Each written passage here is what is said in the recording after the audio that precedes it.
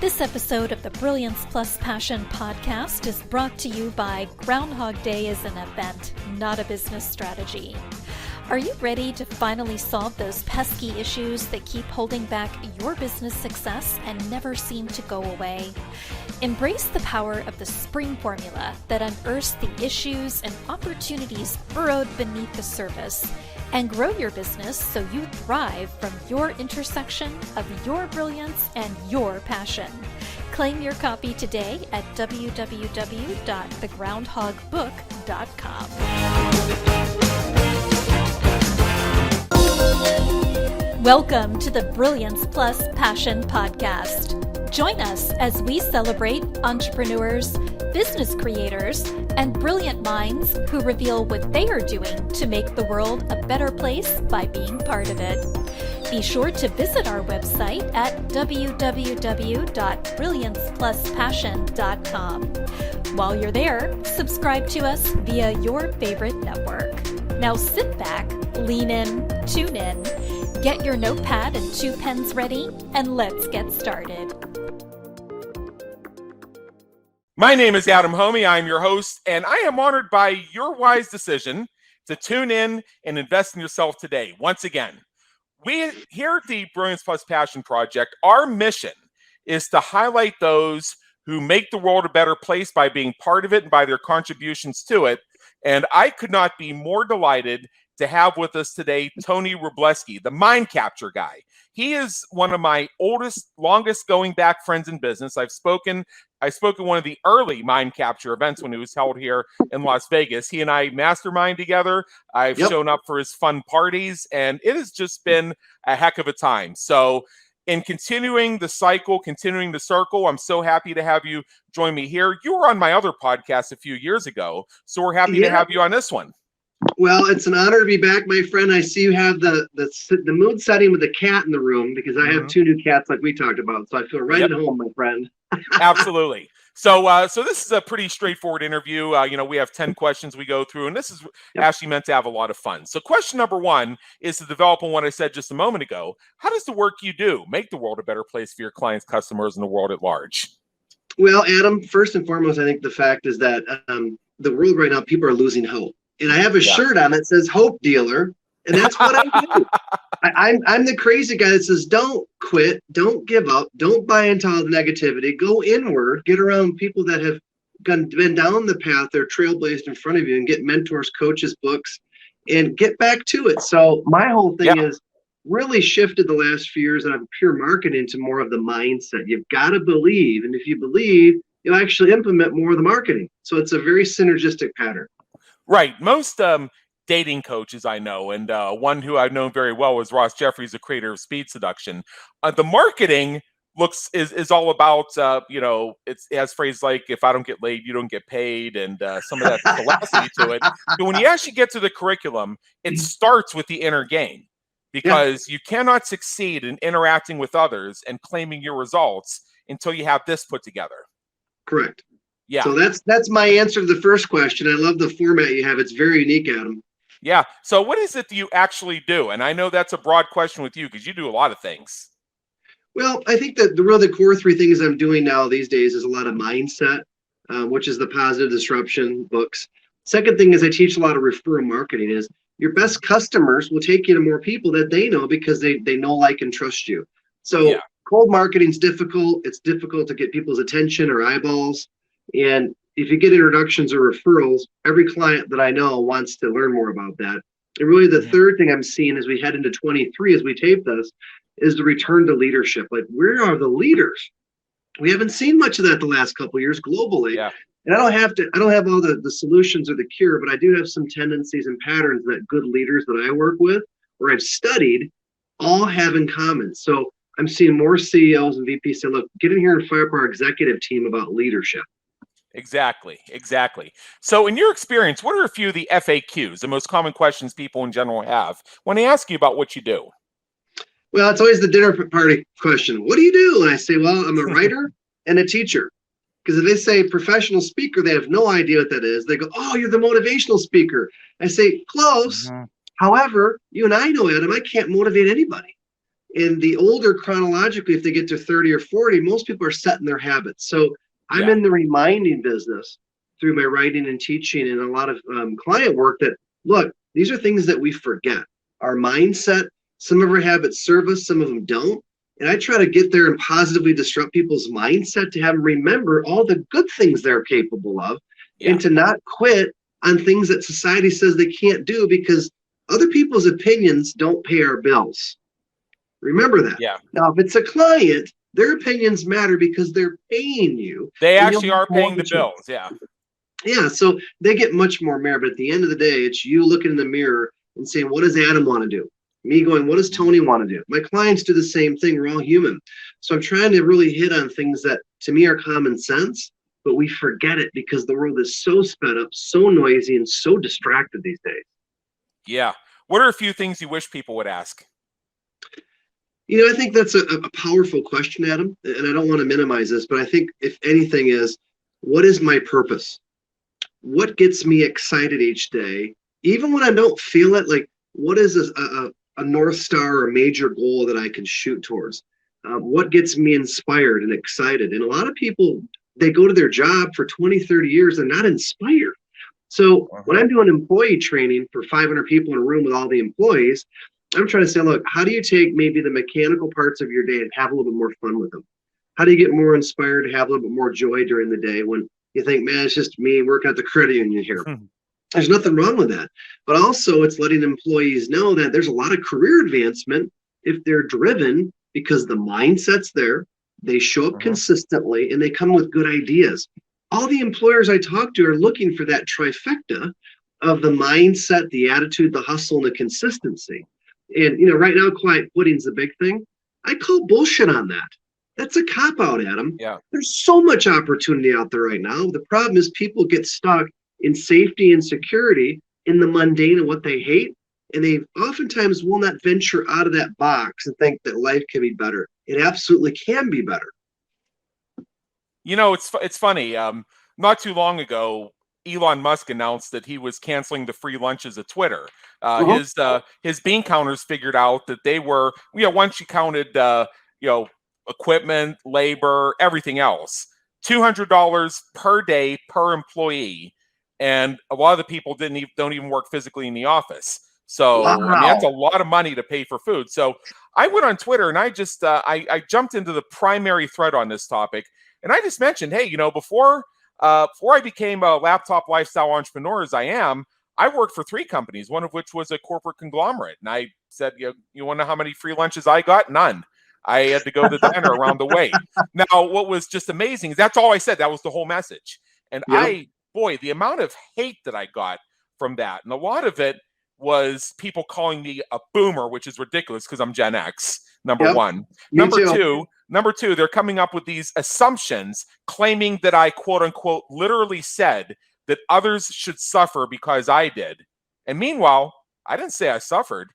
I didn't even say that was a bad thing. I mean, what if I liked not getting a free lunch because I wanted the emphasis to be on the fact that I get an hour free every day? Yeah. Yeah. They give you a free lunch. That means they expect you to stay in the office. So, and I kept making the point to these commenters over and over again is, if you don't like where you work, or there's a perk there that's a deal breaker and they're not offering it, there's plenty of fish in the sea. And if you don't like where you work, or they're not offering you a free lunch, and free lunch is that important to you, there are a lot of companies that do offer a free lunch. Go get a job there. And if you say it's going to take 6 months to find a job there, start today, because tomorrow it's going to take you 6 months and 1 day. Well, I think there's a lot of wisdom in that, Adam, is that a couple takeaways is, number one, you have to do what suits you best. Yeah. And what you see on discourse, which is so alarming, is the amount of negativity where people get so triggered and upset over comments that have no tonality. And the beauty of freedom of speech is we're allowed to have differing viewpoints. So I watch people that usually get very upset and maybe angry. They usually misinterpret something, or they're projecting their own dissatisfaction to everybody else around them, like a dark circle going outward. I call them the unhope dealers. And they're ready to fight. They're ready to get angry and get mad behind the keyboard. And to me, it's very childish. You should respect, in my opinion, everyone's freedom of opinions. and the Yeah. whole censoring wokeism the last few years, there's a major recourse going to happen coming up in 23. Look at what Disney just did today. They Yeah. axed Yeah. their CEO and they brought in the other guy that maybe wasn't as politically correct to try to right the Disney ship. So you're going to see more CEOs from Elon Musk to over at Disney. They're going to have to rethink because profits, and I'm not going to play politics. I love humans. I love people.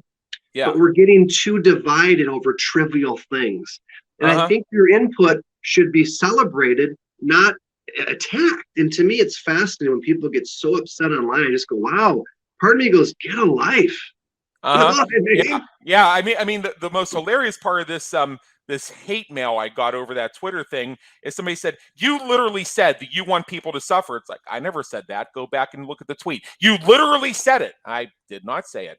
Then they put a screen cap of it and said, look, you literally said it. It's like, where on the screen cap does it say that? And they said, haven't you ever heard of paraphrasing?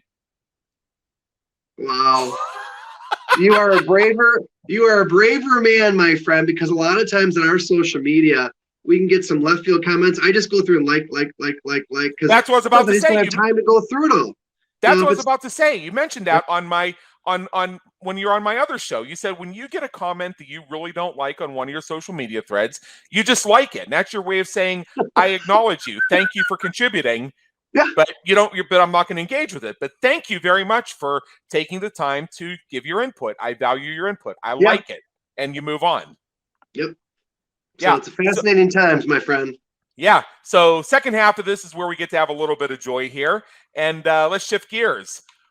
First of all, what would people who know you well be surprised to learn about you? I think if anything is I have a huge passion for loud music.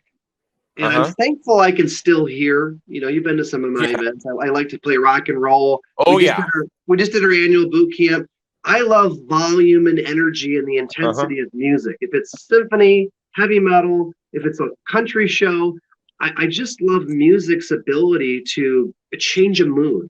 And there's so many good memories I have over the years through various points of concerts. It's like, to me, another way of communing, almost like a church service for those that are very spiritual, is to get 15,000 people to all have a good time, to be singing along with that energy and that positivity of music. So my first passion, I can turn my thing over here. You see my guitars. Yes. There's 2 guitars, my amplifier, and of course there's books. But that, to me, as a musician back in high school and college, we recorded. That was joy. And I've never let go of that joy of music. I still play guitar a little bit, not professionally, but I know that skill set helps me as a writer and as a marketing guy or an ad man to create, because it's all right brain. So if you came in my office some days, you might hear AC/DC playing, you might hear, Kenny Wayne Shepherd to Keith Urban, and then all of a sudden I might have Justin Timberlake jamming in my office. But to me, it's a powerful way that most people miss that helps me to motivate, is the energy of loud music. Yeah, that does have a power to it. So what do you hope people say about you when you're not around to hear it? I think if anything, consistently accurate with how he felt. Where I stand. And I think if anything is that I love people. I've said that a few minutes ago, but I love contrast, diversity, not because it's politically correct. You've been to my events, you've spoken at them. Yep. I like the positive disruptors, sort of the rebels, the outcasts. I put them in a room, and I remember Johnny Campbell, the late, great Johnny Campbell, who passed away a year ago. He used to say, TR, where do you get these people? You put the strangest people in a room, and it seems to work. Well, here's why. Like they know what they're getting into, and I allow and celebrate contrast. And I love left field opinions. And I love people that would normally not get in a room playing well together and realizing they're there to help each other. That, to me, is beautiful to watch, that orchestra of very unique, independent people playing in the same room. So I think, if anything, it's consistent, love people, love freedom of expression, and thank God the ability to speak my mind and still get away with it, Adam. Yeah, seriously. If you could go back in time and change one thing you've done, one thing that's happened, one thing you've experienced, what would it be and why? I've never been asked that. I think if anything, it would change the entire space-time continuum of my life and my destiny. But one thing that may have been, we just alluded to it, is music. Stuck in music for another year or two and kept playing guitar in the bands that we're in. Could we have gotten a record deal? We had some record labels looking at my first band in high school. We were 16-year-olds going into a studio recording as a 3-piece band, and we had some major labels reach out. So part of me goes, what if we had tried another year or two in my early 20s? Would music have taken off? So that's maybe the one thing I wonder if I just quit too soon on that, was maybe playing guitar in a rock band. Could be. You know, it's interesting. You know, if this were the Family Feud and we were going to say the number one answer to any of the questions, it would be, I wouldn't change a damn thing because of the butterfly effect. So that's an interesting trend. Now, you've met a lot of people, so this may hit differently for you. What famous person, alive or dead, would you like to meet, and what question would you have for them if you had the opportunity? You know, I think right now it might be Trump, and here's why. You're the fourth person to say Trump, by the way. Okay, here's why. I would ask him this question: why in the heck, with all your billions of dollars, are you doing this? What is the real reason you ran for president? You're running again because you don't have to. What is the deep driver for Donald Trump to put up with all this crazy train, all this controversy in your family? Why are you really doing this? That would be the only question I'd have. Yeah, and that question to me, I mean, again, we're not getting political here. We're just looking at this from a scientific side of it. Is he already went through 4 years of sheer hell? I mean, if he gets reelected, he's going to be 78 years old. He's going to be a lame duck because of the Constitution, and you saw what they did the first time. I mean, at 78 years old, I mean, do you really want to be getting up for that again? Well, that's only he knows. You know? Yeah, I mean, golf and grandchildren eventually come into play, and some people aspire to the golf and grandchildren phase of their lives. He has 10 grandchildren, with likely more on the way now that his daughter's gotten married, and a son who probably eventually will. And he owns multiple golf courses. If there's anybody in the world who can do golf and grandchildren, it's Donald Trump. Yep. So I think that would probably be it. You know, the other one that could be a close second I want to add to this would be my father. He passed away when I was 11 years old. My son and I have conversations. So look, I would give almost anything to have 1 hour with my dad again. I don't remember the sound of his voice. He passed away in 1984. There was no recording really for the most part like there is now. So if I could get that one question, like, Dad, you know, what lesson would you want to give me as a man now? That would probably be right up there too. So, you know, it's very spontaneous interview. So that's one current person alive that's, you know, very, very prominent, and one that is prominent in my private life is my father. Yeah. What motivates and inspires you to keep going when you're having a tough time or facing a challenge? You know, there's two things. One is, this goes back to what I just mentioned about my father. I had a lot of friends die in high school and college from like car accidents and cancer. And now that I'm 50 at them, they still motivate me every day. I call it the list of four names that have passed on that inspire me to get up and write when I'm tired, or I miss a flight, or I'm delayed in airport. Is that the grind? I'm still alive to do it. And to honor them, I don't want to half-ass my life, Adam. And there's been some years where I've had some, you know, adversity and contrast where I didn't work as hard. I felt kind of guilty that I didn't really push it down. And I realized that I'm still alive and in the game. So that's a big driver. The other thing too is I'm concerned, particularly the last 2.5 years, how many people are giving up and they're leaving the game of life. And that concerns me, not because I can save them all or I'm like the idealistic person, but if they get around a message or a book or a training that I do, or they bring me in to speak, that may be the type of conversation at the right time that gets them to change the direction of their thinking and then their life. Jim Rohn used to teach, the late great teacher, the day that turns your life around. And I know the different folks you and I know in the industry, that's usually a day or a moment or a crisis that turns their life around. And I've had a few of those in the last probably 10 years, and some have been very public. And they helped me to get back at refocused on my mission, which is to inspire millions of people a year with positive information. By the time I check out of planet Earth, I hope that we've helped millions of people to look at life from a positive perspective and not the dark, sarcastic negativity, which is super easy. It's seductive, it's addictive. And I'm sort of the village idiot right now wearing a hope dealer shirt talking about positivity. Someone's got to do it. And I'm not as Absolutely. controversial as other speakers in the industry. That's not my style. There's nothing wrong with that. I'm more of sort of the smooth approach. It kind of moves in there, but don't be fooled. My intensity is watching people have the light bulb go off. You see the light in my office here? It's very bright.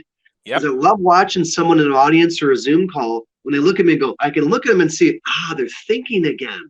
They haven't done this in a while. So it's beautiful to see the light bulb go off in their mind. So hopefully the momentum and the spark gets them to keep moving. Beautiful, beautiful. All right. I know you have an invitation for our listeners, and I'm going to share that for you in just a moment. But as we wrap up here, what is one action in general you would want our listeners to take as soon as they finish streaming today? This is going to sound simple, but it works. When you get done with this call, wherever you might be, if you're listening to it in the car, at the gym, be careful. Grab a notepad, a post-it note, or your phone, and write down 10 things right now in your life you're grateful for. Gratitude is the best way to cure negativity and a bad attitude, is to sit down and write it.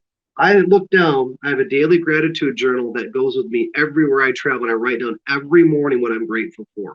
And there's something about anchoring. I like to physically handwrite it. Kinesthetically, it hits deeper. Yep. But even when I'm having an off moment, I'll sometimes open my gratitude list throughout the day and read it again and go, Tony, look around and realize I have pictures all around my office of my children, my family, my partner, Linda, the cats, in my faith walk. And it reminds me there's a bigger purpose here than just me. And there's so much to be grateful for. So I know it's very common, especially in the month of Thanksgiving we're in. But daily gratitude to me, when you get that thing hooked in and locked in, it changes your entire paradigm about how you deal with adversity, Adam. Absolutely. Absolutely. So here's the invitation. You see it on your screen if you're watching our video companion channel. For those of you who are out walking, driving, jogging, or streaming in the background, I'm going to say it out loud. Go to authorandSpeakerClub.com. authorandSpeakerClub.com. And this is where you're going to get some great resources to grow your career as an author or speaker. What's really cool about it is you get the first month free. And that may change. If you're listening to this 3 years from now, that might go away. So get in on this now. I've been in this industry for a long time, and I've seen the first month free disappear. So if you check that page out at authorandSpeakerClub.com and you're liking what you're seeing, become a trailblazer. Grab this, authorandSpeakerClub.com. And with that, Tony Rubleski, thank you so much for being with us today. It's been an honor, and believe me, in education. All right, my friend. Keep up the great work. Thank you. Thank you for tuning into the Brilliance Plus Passion podcast, where we celebrate entrepreneurs, business creators, and brilliant minds who are making a difference for their community, market, and audience. Remember to visit our website at www.brilliancepluspassion.com and enjoy even more great episodes like this one. Again, while you're here, subscribe to us via your favorite network. We look forward to seeing you next time on the Brilliance Plus Passion podcast.